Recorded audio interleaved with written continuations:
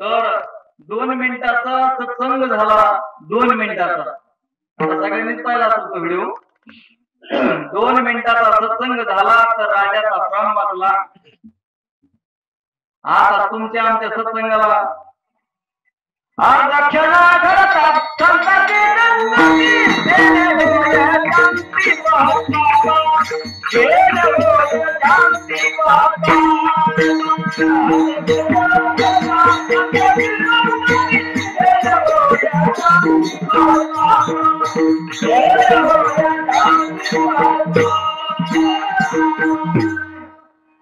एक राजा होता आणि त्या राजाला विचारलं की महात्म्याने यांच्यासारख्या की राजेसाहेब, जन्माला आल्याच्या नंतर मनुष्याने परमार्थ करायला पाहिजे.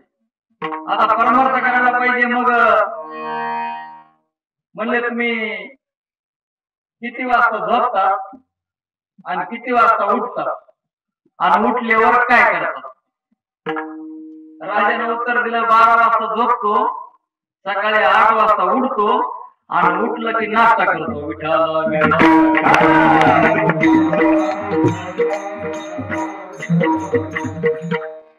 त्या महात्म्याने सांगितलं, बाबा ब्राह्मी मुहूर्त उठायला पाहिजे. ब्राह्मी मुहूर्त 3 ते 6 पर्यंत असतो आणि आपण 6 पर्यंत तर कोणीच उठत नाही. 3 ते 6 पर्यंत ब्राह्मी मुहूर्त असतो. त्या ब्राह्मी मुहूर्तावर आपण चिंतन करायचं असतं. मग त्या राजाला सांगितलं की तुम्ही ब्राह्मी मुहूर्तावर उठत जा आणि भगवंताची पूजा करत जा किंवा ध्यान करत जा, जप करत जा असं सांगितलं. मग त्या दिवसापासून त्या राजाने काय करायला सुरुवात केली? ब्राह्मी मुहूर्तावर उठायला सुरुवात केली. आणि मग तो राजा घरी आंघोळ न करता नदीवर आंघोळीला जावं लागला. आणि नदीवर आंघोळीला गेल्याच्या नंतर बरेच दिवस झालं आणि मग एके दिवशी त्यांनी एक बगळा बघितला. आता ते बगळा काय करायचं माहितीये का? चुंच पाण्यामध्ये बुडवायचा, दगडावर यायचा आणि दगडावर अशी चुंच घासायचा आणि पुन्हा आणखी चुंच पाण्यामध्ये बुडवायचा. राजा म्हणला बगळा काय करतय? येत आहे, चुंच पाण्यात बुडवितय आणि पुन्हा आणखीन दगडाला अशी घासतय, पुन्हा पाण्यात बुडवितय, पुन्हा आणखीन घासतय. हे म्हणजे आपल्याला कळालं बाबा याचं काय. म्हणजे ते काय करतय? स्वच्छता करतय. स्वतःच्या चुंचीची काय करतय? स्वच्छता करतय. हे आपल्याला कळालं बाबा म्हणला. आणि त्या दिवशीपासून त्याला त्याचाच ध्यास लागला, त्या बगळ्याचा. बगळा काय करतय? चुंच काय करतय? पाण्यात बुडवितय, घासतय. मग असणार हे आपल्याला कळालं बाबा की ते काय करतय? तो स्वच्छता करतय असं राजाला वाटलं. आणि राजा आल्याच्या नंतर त्याला त्या बगळ्याचाच ध्यास लागला. तुम्हा आम्हाला नामाचा ध्यास लागला, त्याप्रमाणे त्याला बगळ्याचा ध्यास लागला. आणि मग त्या गावामध्ये एक वारीक होता. इथला नाही बरं कोणी असला तरी. त्या गावामध्ये एक वारीक होता आणि ते वारीक राजाची गाडी करायला रोज यायचा. किती वर्ष झालं? 14 वर्ष झालं गाडी करीत होता. आणि मग तो राजाच्या हाताखाली प्रधान असतो नाही. एके दिवशी प्रधानाने त्याला विचारलं, वारीक दादा, राजाची सेवा तू 14 वर्ष झाला करतो, पण तुला काही प्राप्ती झाली का? तू श्रीमंत झालास का? या राजाच्या दाढी करू काही श्रीमंत झालास का तू? ते म्हणे, बाबा काय नाही, पोटाला पोट भरत खातोय आणि मला जगायला पुरता येतंय, मी काही श्रीमंत झालो नाही. म्हणले मी पंतप्रधान आहे पण मी काही राजा होत नाही. मग आपण काय करू? दोघांनी ठरविलं. प्रधानानं सांगितलं की तू काय करा, वस्त्राने काय कर म्हणला, राजाची दाढी करायची ऐवजी गर्दनच काढ म्हणला त्याची वस्त्राने. म्हणजे मी राजा होईल आणि तुला मला सोन्याच्या 1000 मोहरा बक्षीस देईल. मग अशा पद्धतीने काय कर म्हणला, तू काम कर. ते नाही म्हणला, 14 वर्ष झालं म्हणला मी सेवा करतो आणि असं महिने माझ्याने होणार नाही बाबा. पण जास्त पुन्हा त्याची लालूच लावली गेली आणि त्यानं प्रधानाचं ऐकलं. मला आज जे होईल ते होईल, राजाची गर्दनच काढतो म्हणा आणि गेला. पण त्या दिवशी राजा इकडं तिकडं लक्ष असायचं राजाचं, दाढी काढण्याकडे लक्ष असायचं. पण त्या दिवशी त्या बगळा काय करत होता? तुमचं गाशीत होता ना, त्याप्रमाणे त्याचं लक्ष त्या बगळ्याकडं. त्या बगळा काय करत होता ह्याच्यात त्या चिंतनामध्ये होता. आणि मग यानं काय केलं, आला वारीक आला. वास्तारा म्हणला, आता वास्तारा एवढीचा, राजाची गर्दन एवढी आणि मला नाही कापलं तर पुन्हा मला नसलेली फजिती. त्याच्यापेक्षा काय केलं त्याने, ते लिशाणा असतो, लिशाणा एक ते लिशाणा काढला आणि ते वस्त्राला घासायला सुरुवात केली. पाणी टाकायचा आणि वस्त्राला घासायचा, पाणी टाकायचं आणि वस्त्र घासायचा. मग ते अशा प्रकारचं मग राजा काय म्हणतो त्याला, अरे भाऊ, नाही मी हिंदी नाही सांगत, मराठी सांगतो. अरे भाऊ, तू कशामुळे आता गाजतोस ते मला कळतंय, कशामुळे गाजतोस ते मला कळतंय. मग ते वारी घाबरला. वारी घाबरल्याच्या नंतर म्हणला, राजाला कसं अंतर्ज्ञान झालं कोणाच, राजाला कसं अंतर्ज्ञान झालं, ह्याला कसं कळालं. म्हणला राजासाहेब माझी चूक नाही, वस्त्र इकडे फेकला, दगड इकडे फेकला, माझी चूक नाही, प्रधानानंच मला सांगितलं. आता राजाला काय माहिती होतं, प्रधानानंच मला सांगितलं की तुमची गर्दन काढ आणि मग ते राजा मरून जाईल, मी राजा होईल आणि हजारावा सोन्याचे तुला बक्षीस देईल. तर इथं सांगायचं दर्शन संपला. तर याचं कारण असं आहे की फक्त 2 मिनिटं त्यांनी संत संगती केली होती. किती मिनिटं?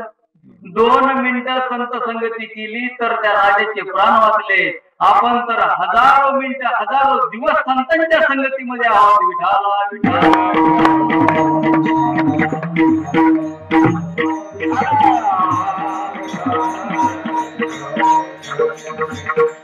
2 मिनिटांनंतर आपला जीव वाचत असेल तर आपण हजारो दिवस, हजारो वर्षे साधू संतांच्या संगतीमध्ये राहिल्यावर आपल्याला मोक्ष कळणार नाही का?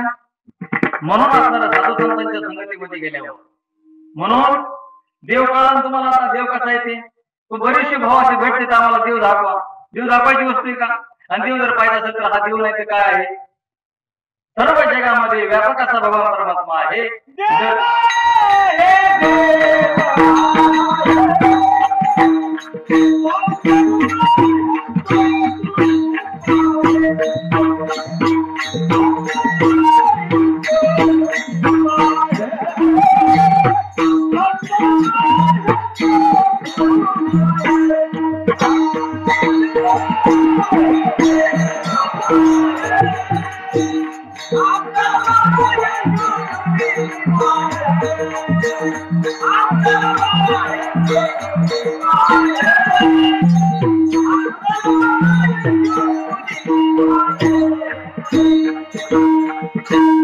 देव आहे, देव आहे, आखर पाहिजे शोधून पाहे.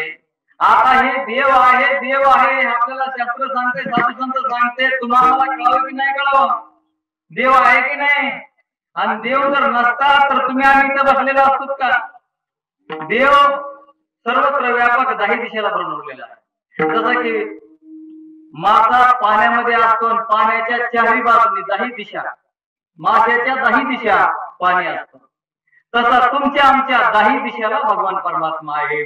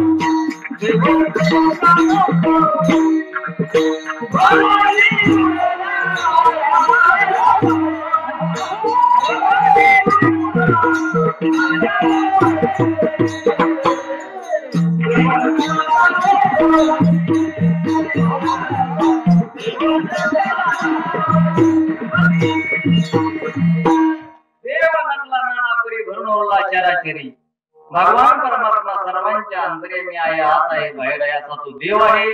मग देव कळला ना, देव कळला ना, आपल्याला कसा येतो?